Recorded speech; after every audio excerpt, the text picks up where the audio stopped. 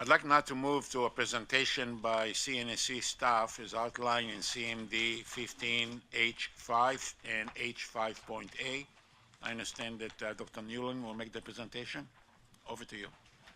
Thank you. Good morning, everyone. Good morning, Mr. President, members of the Commission. My name is David Newland, and I am the Acting Director General of the Directorate of Nuclear Cycle and Facilities Regulation. With me today is Mr. Michael Rinker, Director of the Nuclear Processing Facilities Division.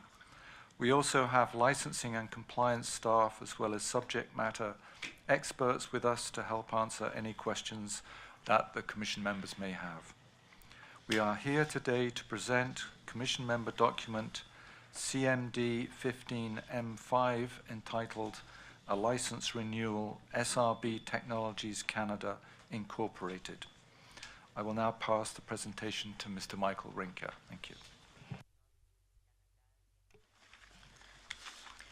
Good morning, Mr. President and members of the Commission.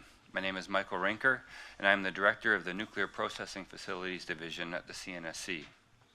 The purpose of this presentation is to provide CNSC staff recommendations on the license application from SRB Technologies. From SRB Technologies Canada Incorporated, or SRB, for renewal of its nuclear processing facility operating license. To support the CNSC staff recommendation, I will present highlights of the CNSC regulatory oversight of this facility, the performance of the facility over its license term, areas of regulatory focus and other matters of regulatory interest. And finally, I will present the CNSC staff recommendations to the Commission on this licensing matter. SRB is a gaseous tritium light source manufacturing facility located in Pembroke, Ontario. SRB leases a space in an industrial building similar in size and appearance to a strip mall that is located on the outskirts of Pembroke. As you have just heard, SRB manufactures several types of radiation devices for military and aerospace applications. SRB also manufactures emergency lighting devices such as exit signs, safety markers, and safety signs that are found in public places. The devices are commonly used for emergency lighting where the use of conventional electrical lighting is unavailable or impractical. The current SRB Nuclear Substance Processing Facility operating license expires on June 30th, 2015. SRB has requested a 10-year license. No new activities are proposed that are not currently authorized under the current license. SRB has requested to increase the footprint of the facility by 180 square meters to accommodate the storage of non-radiological materials.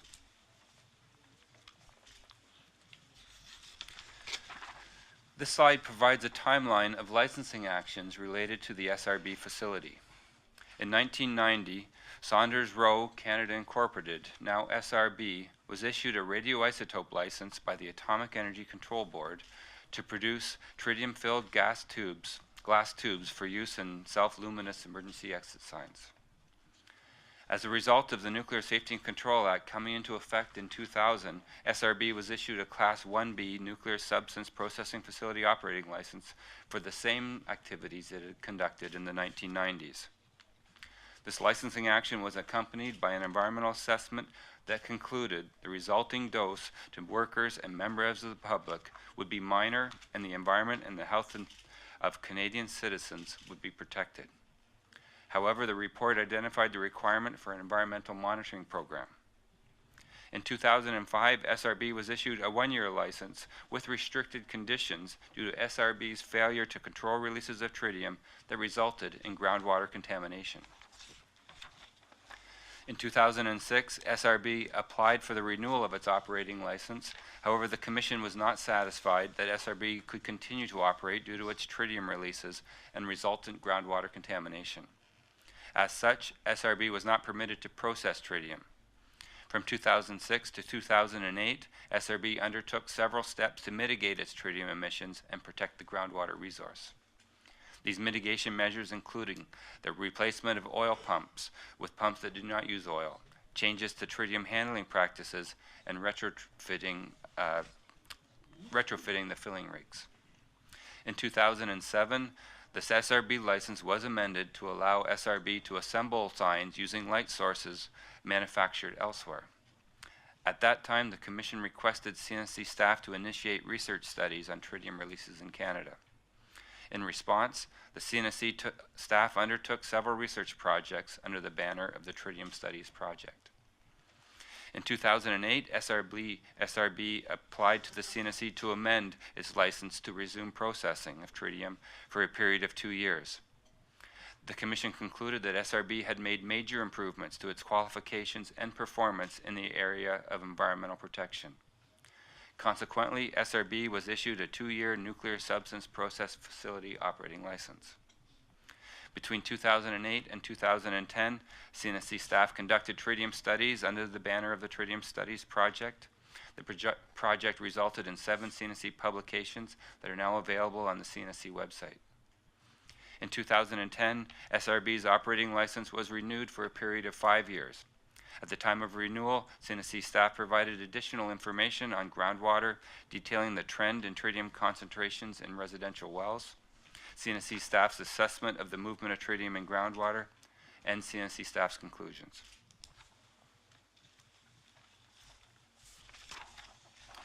The graph on this slide shows the amount of tritium that was released from SRB since the year 2000. Releases in 2000 were near 18,000 terabecquerels per year and decreased to less than 100 terabecquerels per year when operations ceased after CNSC regulatory action. Improvements to facility design and operations, together with an improved safety culture at SRB, have kept releases below 100 terabecquerels after operations recommenced in 2008.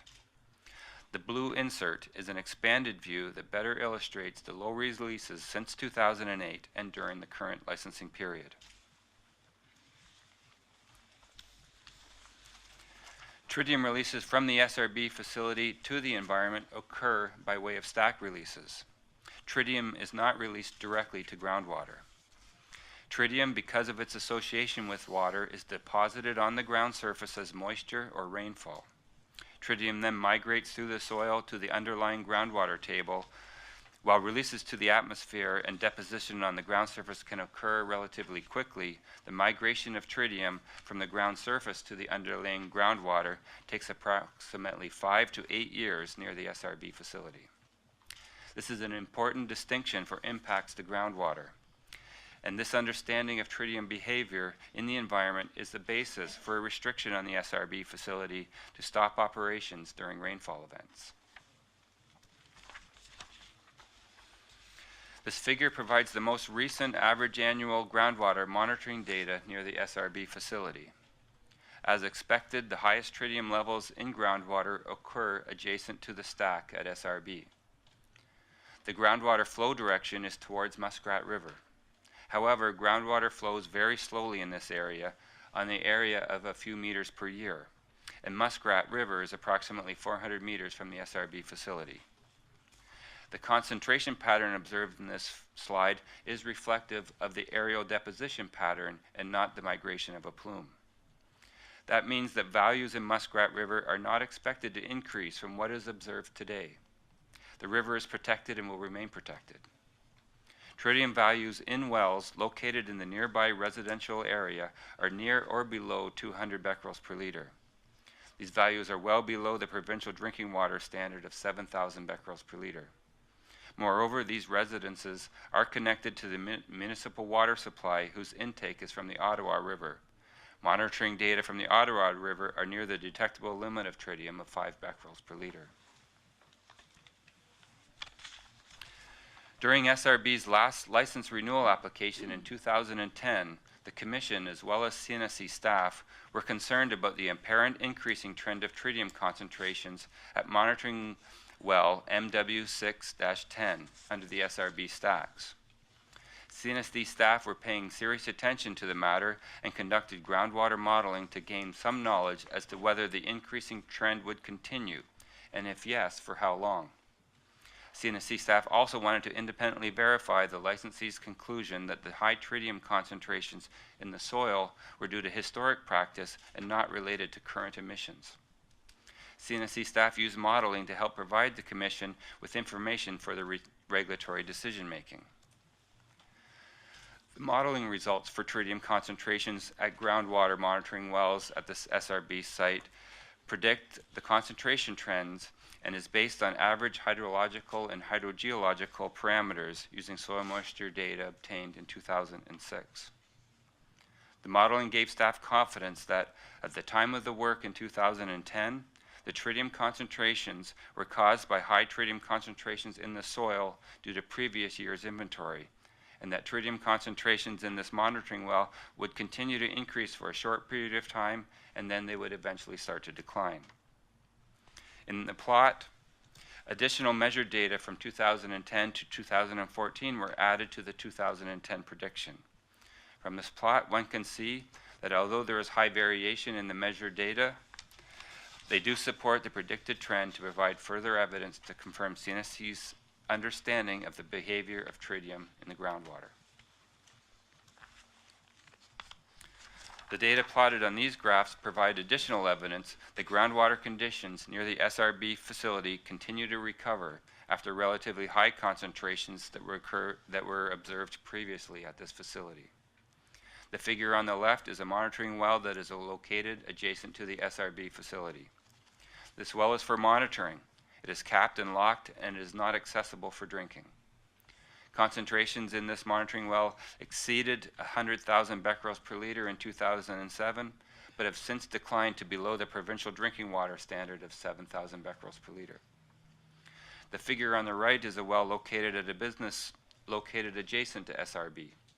The tritium concentrations exhibited an increasing trend, followed by a long and steady declining trend.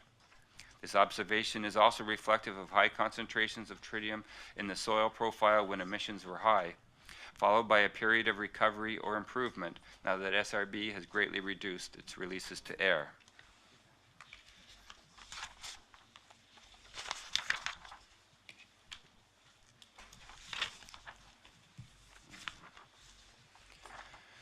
In January 2007, the Commission directed CNSC staff to initiate research studies on tritium releases in Canada and to study and evaluate tritium processing facilities exercising the best practices around the globe. In response, the CNSC has undertaken several research projects under the banner of the Tritium Studies Project. The purpose of this research was to enhance the information used in the regulatory oversight of tritium processing and tritium releases in Canada. The research included a review of tritium in drinking water, the environmental fate of tritium in the atmosphere, soil, and in vegetation and garden produce, and the studies included the environment around the SRB facility here in Pembroke. Tritium from nuclear facilities is released as HT, a gas, or HTO, which is tritiated water. The tritiated water is deposited on soil, a portion of which is converted to organically bound tritium, or OBT. The models used to predict tritium concentrations in local produce tend to over-predict total tritiated water, but have under-predicted the proportion of organically bound tritium. This has been taken into account in the calculation of public dose, resulting from the release of tritium by using directly locally measured HTO and OBT in public dose calculations. It was determined that the contribution of tritium to the public dose in Pembroke, as well as near other nuclear facilities in Canada, is very low. The CNSC staff has also studied the health consequences of tritium near nuclear facilities in Canada. The results of laboratory studies demonstrate that detrimental health effects could only occur if doses were much higher, 1 million times higher, than doses the public would receive from Canada's nuclear facilities. Epidemiological studies examined 42,000 Canadian nuclear workers and found no evidence of health risk from tritium exposure. These same studies have shown that public doses resulting from Ontario nuclear facilities are 100 to 1,000 times lower than typical natural background radiation. And finally, this work also demonstrated that there is no evidence of childhood leukemia clusters near nuclear facilities in Canada. In summary, the environment and the health of Canadians is protected through the CNSC's regulatory oversight from facilities that release tritium.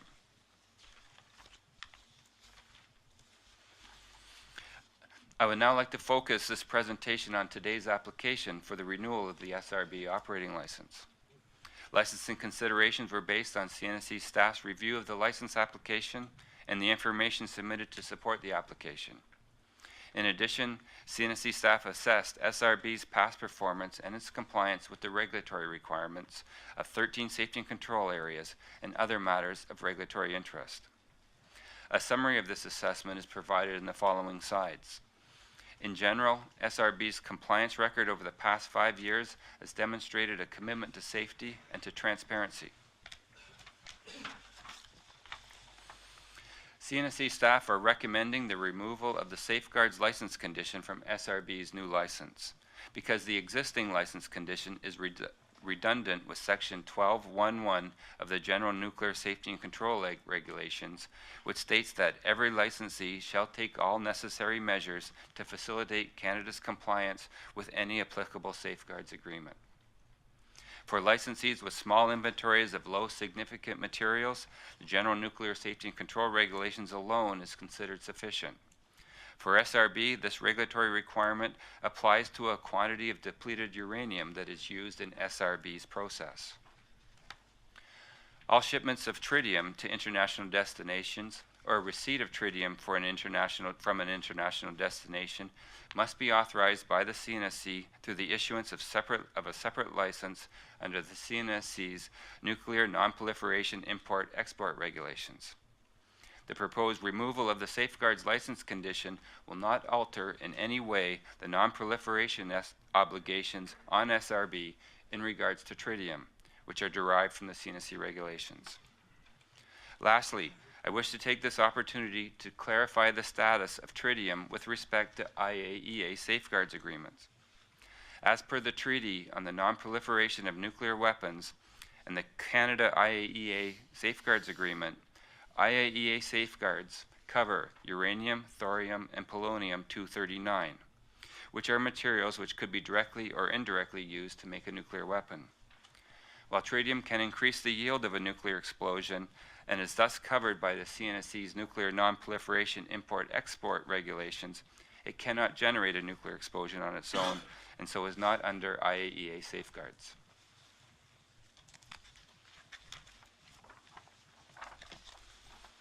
I would like to make a correction with regards to CNSC staff request for delegation of authority. In CMD 15H5, we have requested that the Commission accept the delegation of authority to CNSC staff as outlined in the proposed License Condition Handbook. Staff are rescinding this request as there are no hold points in the proposed license, and any changes to the facility outside of the licensing basis would require Commission approval.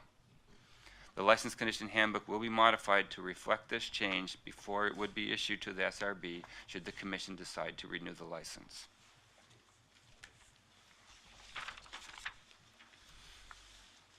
SRB is currently regulated by the CNSC with a Class 1B Nuclear Substance Processing Facility Operating License that was issued pursuant to the Nuclear and Safety and Control Act.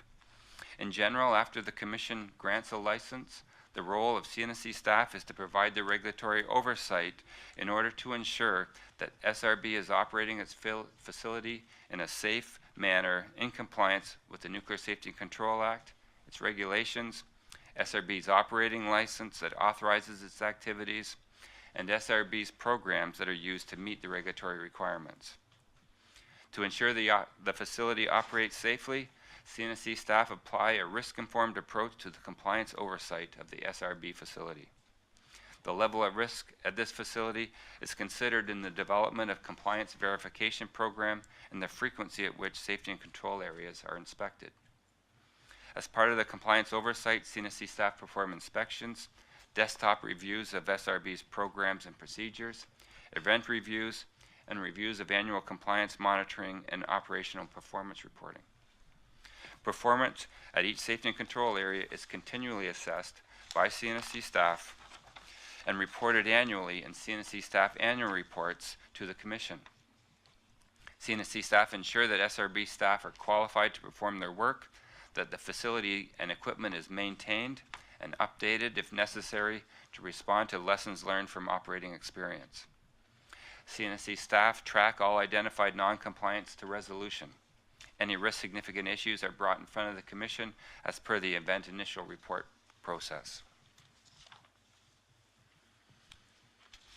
SRB is responsible for ensuring the safe operation of its facility, whereas CNSC staff independently verify SRB's performance. CNSC staff conducted several site visits with SRB during this licensing period. Typically, CNSC staff conduct these visits to observe the conditions at the facility, to introduce updated standards, or clarify expectations with licensees' management and staff. For example, in 2014, staff visited SRB to discuss topics such as the 2015 relicensing activities, implementation of updated personal training regulatory requirements, and Canadian Standards Association management system requirements for nuclear facilities. In addition, using a risk-informed regulatory approach, staff performed a minimum of 1 inspection per year at SRB. Because of the low level of complexity of the SRB facility, it is possible to inspect several safety and control areas during a single inspection. The compliance verification activities, therefore, include standard checks of SRB's program in all 13 safety and control areas. Licensees are required to submit a report within 20 days of a reportable event. CNSC staff perform desktop reviews of these reports and ensure adequate corrective measures have been implemented to prevent a recurrence of a similar event. SRB had no reportable events during this licensing period. Enforcement actions are a part of the normal ongoing compliance processes used by CNSC staff. The enforcement tools available to CNSC staff include orders, directives, action notices, and administrative monetary penalties. During the current licensing period, staff issued 12 action notices to SRB. There are no open enforcement actions with SRB at this time. All were closed to the satisfaction of CNSC staff. To date, SRB has addressed all CNSC staff requests requiring no escalation of enforcement actions during the licensing period. Findings of these inspections identified areas for improvement as opposed to regulatory non-compliances. None of the identified inspection findings during the licensing period posed an immediate or unreasonable risk to the health and safety of persons or the environment. Rather, the findings were required to be addressed for better alignment to SRB's own programs and for continual improvement. Performance in all safety and control areas has remained satisfactory to fully satisfactory during the current licensing period. SRB staff have the expertise and qualifications to safely carry on the activities authorized by the license. No worker or member of the public received a dose in excess of the regulatory dose limits, and all radiological releases were well below regulatory limits.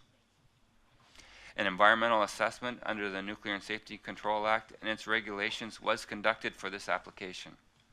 CNSC staff conclude that SRB will make adequate provision for the protection of the environment.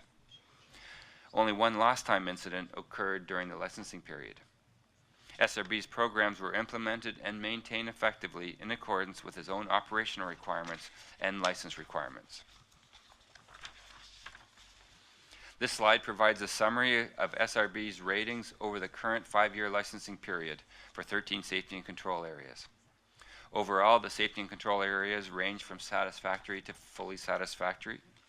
The safety and control area, conventional health and safety, was rated fully satisfactory in 2013 and 2014 as a result of its consistent record of worker protection. In 2014, CNSC staff rated SRB's Fitness for Service program as fully satisfactory as a result of several improvements to its manufacturing process, equipment, and revision of its maintenance program in 2014. These improvements proactively incorporated best industry practice. SRB has implemented and maintained an effective radiation protection program as required by the radiation protection regulations. All workers at SRB have been designated as nuclear energy workers in accordance with the radiation protection regulations. Radiation exposures are monitored to ensure compliance with the CNSC's regulatory dose limits and with keeping doses as low as reasonably achievable. Throughout the current licensing period, no workers' radiation exposures reported by SRB exceeded the CNSC regulatory dose limits. The maximum effective dose by a worker in the current licensing period was 1.93 millisieverts, or approximately 4% of the regulatory limit of 50 millisieverts in a one-year dosimetry period.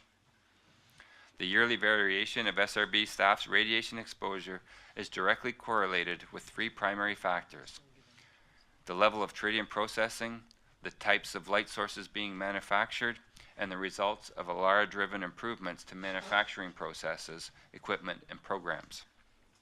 CNSC staff are satisfied that doses to workers are being controlled well below the regulatory limits and are maintained as low as reasonably achievable. Public dose resulting from the SRB facility is based on environmental monitoring results. The maximum dose to a member of the public as a result of the emissions from SRB over the term of the license have been less than 0.007 millisieverts. This is 0.7% of the annual public dose limit. The increase in calculated maximum annual effective dose to a member of the public from 0.004 millisieverts to 0.007 millisieverts observed in 2012 and 13 is attributed to approximately threefold increase in tritium processing during the same period, from approximately 10,000 terabecquerels in 2012 to 30,000 becquerels in 2013. Based on the review of the dose data, CNSC staff are satisfied that SRB is adequately controlling radiation doses to members of the public to levels well below regulatory limits. A key performance measure of the conventional health and safety is the number of lost time injuries that occur per year. A lost time injury is an injury that takes place at work and results in the worker being unable to return to work and carry out their duties for a period of time. During the licensing period, SRB continues to demonstrate its ability to keep workers safe from occupational injuries, while tritium processing increased, and as a result, SRB increased its staff from 15 to 43 employees to meet their production demands.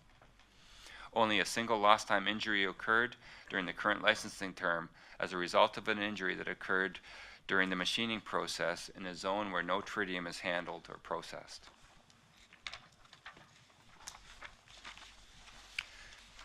As seen in this table, SRB's releases to the atmosphere continue to be effectively controlled and are consistently well below the release limits prescribed in its operating license.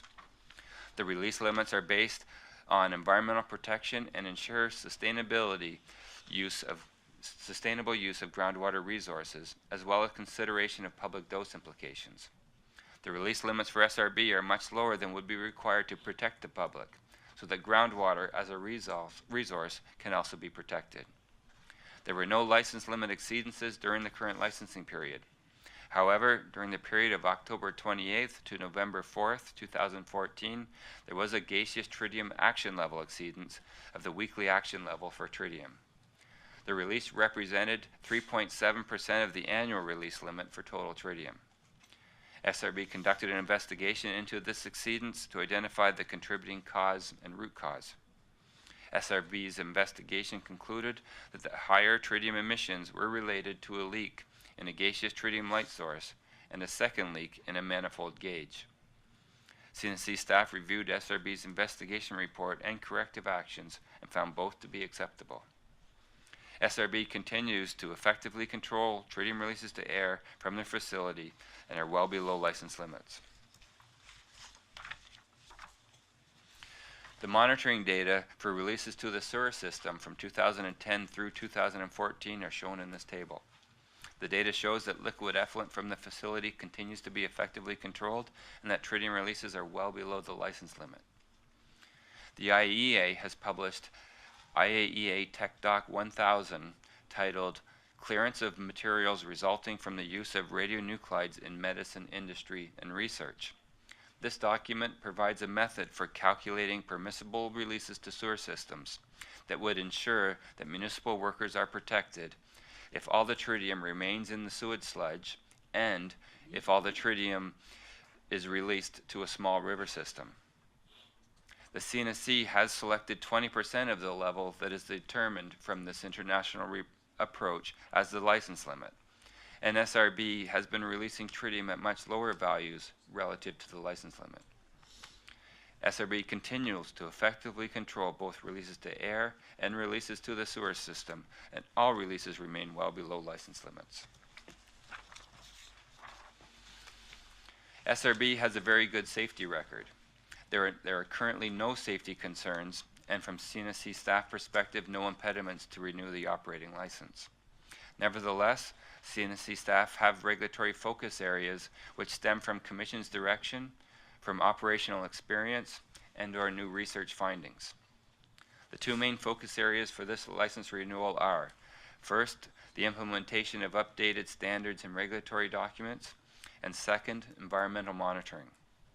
These are described in more detail in the following slides. SRB is working in these areas for continuous safety improvement, which is an integral part of the CNSC regulatory framework. This table shows 8 updated CSA standards and regulatory documents that are proposed for inclusion in the License Condition Handbook. The implementation dates are listed on this slide. SRB submitted to CNSC staff a revised training program in January 2015 that meets the requirements of the Personal Training Regulatory Document 2-2.2.2. CNSC staff will continue to monitor the implementation and effectiveness of this updated program. In addition, CNSC staff will continue to update the Commission on the progress of these continuing improvement activities via the annual Regulatory Oversight Report on uranium and nuclear processing facilities. During the licensing period, tritium processing at SRB ranged from 6,644 terabecquerels in 2010 to a maximum of 30,543 terabecquerels in 2013. However, releases of tritium to air relative to the amount of tritium processed reached their lowest point in 2014 after 3 consecutive annual reductions. CNSC staff attribute this decrease in relative emissions to the tritium reduction initiatives undertaken by SRB during the licensing period. Despite the production increase, SRB's environmental limits found in the proposed License Condition Handbook will remain the same as in the current license. CNSC staff have verified through their compliance activities that SRB has adequate operational controls to provide assurance that the release limits stipulated in the operation license would not be exceeded. SRB monitors 46 groundwater wells around the SRB facility. Since renewal of the license in 2010, SRB has conducted a groundwater study which confirmed that the residential wells with the highest tritium concentration of 226 becquerels per liter in 2013 and the Muskrat River with tritium concentrations for the last 2 years in the range of 3 to 22 becquerels per liter are not at risk of exceeding the Ontario drinking water quality standard of 7,000 becquerels per liter. The highest tritium concentration in a potential drinking water well was found in Business Well B2, averaging 1,238 becquerels per liter in 2014. SRB continues to provide bottled drinking water to the business, even though the tritium concentrations are well below the Ontario drinking water standard. CNSC staff independent analysis of SRB's groundwater monitoring results are further discussed in the Environmental Assessment Information Report found in Addendum E of CMD 15-H5. Overall, CNSC staff conclude that the tritium inventory in the groundwater system around the facility has been stabilizing and improving as expected. The Canadian Nuclear Safety Commission conducts environmental assessments under the Nuclear and Safety and Control Act for all projects in accordance with its mandate to ensure the protection of the environment and the health of people. As found in Appendix E of CMD 15-H5, CNSC staff prepared an information report based on the environmental assessment review completed for the license renewal application submitted by SRB. As a result of the environmental assessment review, CNSC staff conclude that SRB has and will continue to make adequate provision for the protection of the environment and the health and safety of persons. CNSC staff launched an environmental monitoring program for SRB. CNSC staff independently monitored results to confirm that the public and the environment around SRB are safe. These results The results of the Independent Environmental Monitoring Program are consistent with the results submitted by SRB, confirming that the licensee's environmental protection program protects the health and safety of people and the environment in the vicinity of the SRB facility, and that there are no health impacts. These results are published on the CNSC's website and demonstrate continuous improvement efforts of both SRB and the CNSC's ability to communicate its regulatory oversight. In 2013, as requested by the Commission, CNSC staff measured the concentrations of tritium in sewage sludge in various municipalities in Ontario, 11 in total. This request was in response to concerns raised in 2011 by members of the public during the Commission's meeting for SRB's annual status report on the safety performance of the facility. The tritium concentrations in sewage sludge and liquid effluent were below the analytical detection limit for all wastewater treatment plants sampled, except for those in Peterborough and in Pembroke. Using the finding from Pembroke wastewater treatment plant, the doses of radiation from the measured concentration of tritium in sewage sludge were calculated for 2 representative persons: a worker at the wastewater treatment plant involved in sewage sludge loading, and a worker at a municipal landfill who was involved in applying landfill cover to waste. The estimated annual effective doses were 10,000 to 5 million times below the regulatory annual public dose limit of 1 millisievert, well below doses known to cause health effects. The dose from tritium in sewage sludge also represents a small fraction of the natural background radiation. As a result, the report concludes that there is no impact on public health and supports the license limit for SRB's releases to the sewer as being very protective.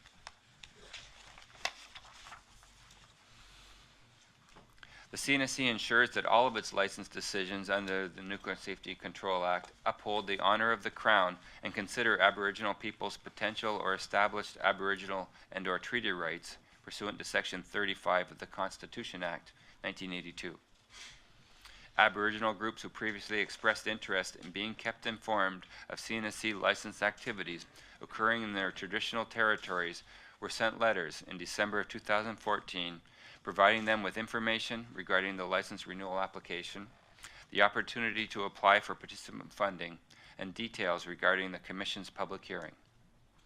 Follow-up phone calls were conducted to ensure that they had received the letters and to answer any questions.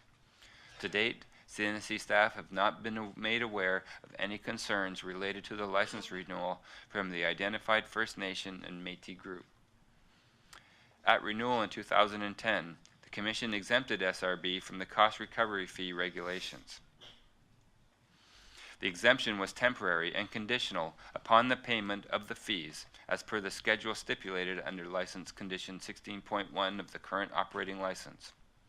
SRB complied with the repayment schedule stipulated in the current license. The final payment and total cost adjustments were paid September 25, 2013.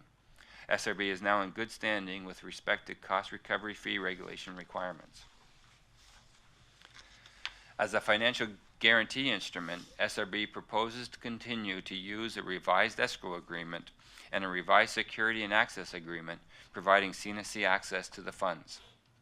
SRB proposes to fund the increase of $102,012 from the previous cost estimate of $550,476 by making 6 equal installments of $17,002 to the escrow account over a 3-year period.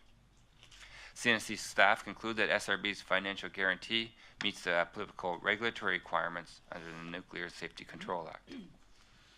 SRB's Public Information and Disclosure Program meets all requirements and intentions outlined in the regulatory document 99.3, Public Information and Disclosure. SRB has taken several improvements to its program, demonstrating a commitment to establish an atmosphere of openness and transparency regarding the health and safety of the public and the environment as it relates to its licensed activities. The CNSC made funds available through its participant fund program to assist members of the public, Aboriginal groups, and other stakeholders in providing value-added information to the Commission through informed and topic-specific interventions. Based on recommendations from a funding review committee, the CNSC awarded a total of $20,770 in participant funding to representatives who are required to submit a written order intervention and make an oral intervention at today's hearing. The proposed license includes standard license conditions that make reference to licensee programs. Compliance verification criteria such as specific CNSC regulatory documents and CSA standards have been incorporated into the License Condition Handbook. The proposed operating license and associated license condition handbook reflects the continuous nature of safety improvements for the Canadian nuclear substance processing facilities. This concludes my portion of the CNSC staff presentation. I will now pass the presentation back to Dr. Newland.